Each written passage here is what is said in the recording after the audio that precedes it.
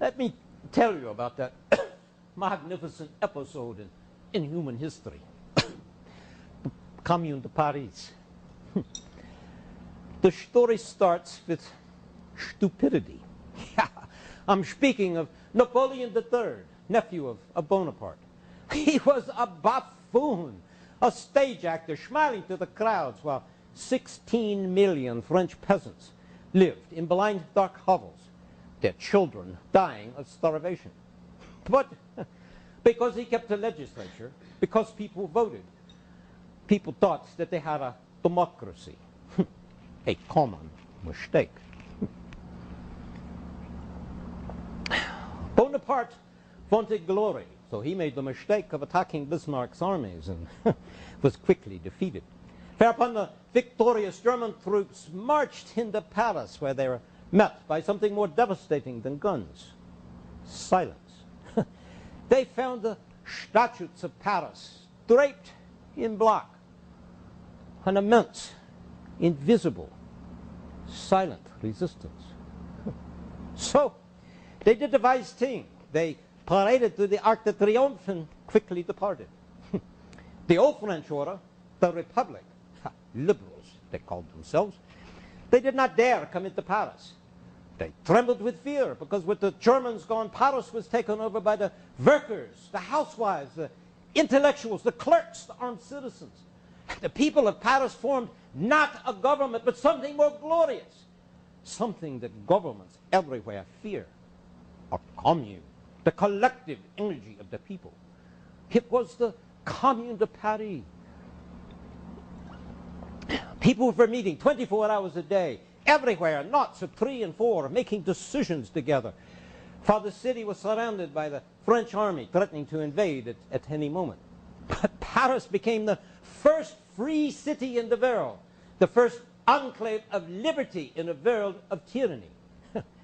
If you want to know what I mean by the dictatorship of the proletariat, look at the Commune de Paris. That is a true democracy. Not the democracy of England or America, where elections are circuses, where people are voting for one or another guardian of the old order, where whatever candidate wins, the rich go on ruling the country. It was the Commune de Paris. It only lived for a few months, but it was the first legislative body in history to represent the poor. Its laws were for them. It abolished their debts and postponed their rents. And it forced the pawn shops to return their most necessary possessions. Their leaders refused to take salaries higher than the workers. They shortened the hours for bakers and planned how to give free admission to the theaters for everyone. And the great Courbet himself, whose paintings had stunned Europe, presided over the Federation of the Artists. They reopened the museums and set up a commission for the education of women, something unheard of, the education of women. And they took advantage of the latest in science, the lighter-than-air balloon. They launched one from Paris to soar over the countrysides, dropping printed materials to the peasants. It's a simple, powerful message. Our interests are the same. A message that should be dropped to workers everywhere in the world. And the Commune declared the purpose of schools to teach the children to love and respect their fellow creatures. I've read your endless discussions of education. What nonsense! It teaches everything necessary to succeed in a capitalist world. But does it teach the youth to struggle for justice? The communards understood the importance of that. They taught not only with their words, but with their acts. They destroyed the guillotine, that instrument of tyranny, even revolutionary tyranny. And then, wearing red scarves, carrying a huge red banner, buildings festooned in sheets of red silk, they gathered around the Vendôme column, that symbol of military power.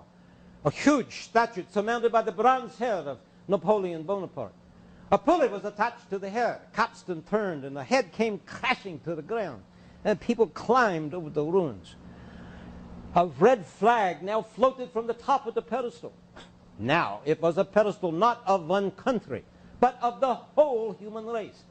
Men and women watching wept with joy.